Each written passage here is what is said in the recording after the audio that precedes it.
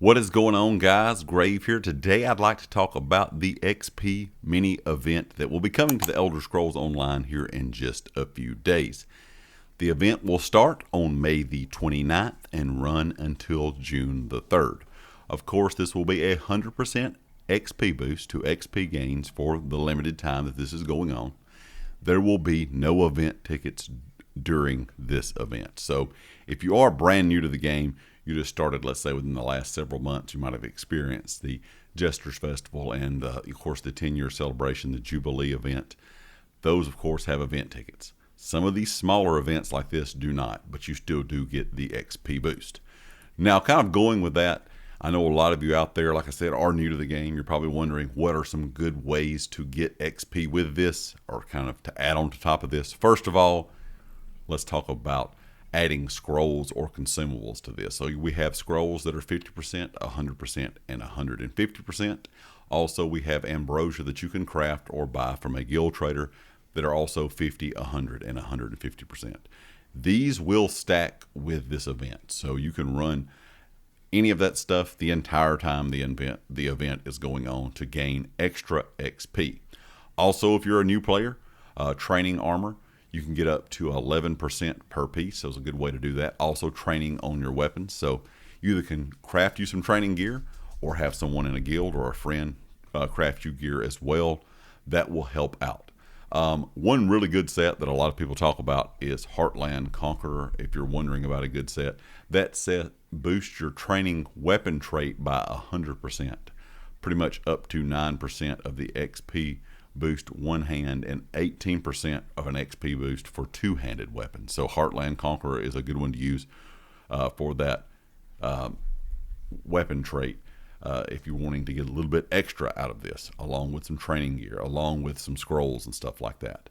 Another good thing is kind of what you need to do if you're wanting to level quickly as a newer player, or maybe you're trying to gain some more CP as a newer player if you're already to that CP part of the game. If you've already hit level 50, your normal daily random dungeon is going to be an excellent source of XP during an event. It gives massive XP every day for the first time you run a daily dungeon on each of your characters. So you get that massive amount the first time. Having a scroll stacked on top of this, plus an event going on that gives you 100% XP, you're going to get massive XP there. Also, grinding different spots.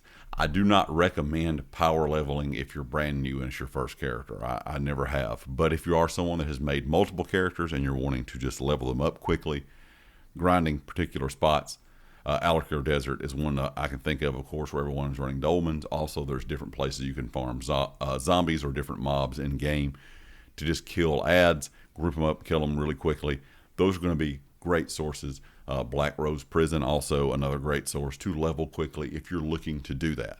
Completing daily crafting writs are going to give you a really good amount of XP as well, or doing any master writs that you have. That is one way that I have power leveled many of my characters here on console, even though the process is a bit slower than it is on PC.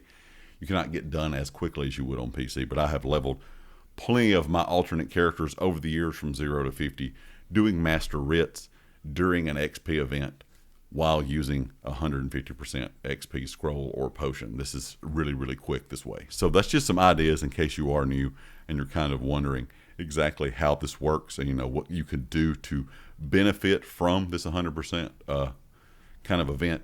Some other things you might want to keep in mind, of course, is the rationer in the CP tree itself. That's going to give you 10 minutes to the duration of ambrosia. So if you don't have an XP scroll and maybe you had to purchase ambrosia or craft some yourself, that's going to give you 10% more time to that, 10 more minutes, excuse me. So that's a good way to do that as well.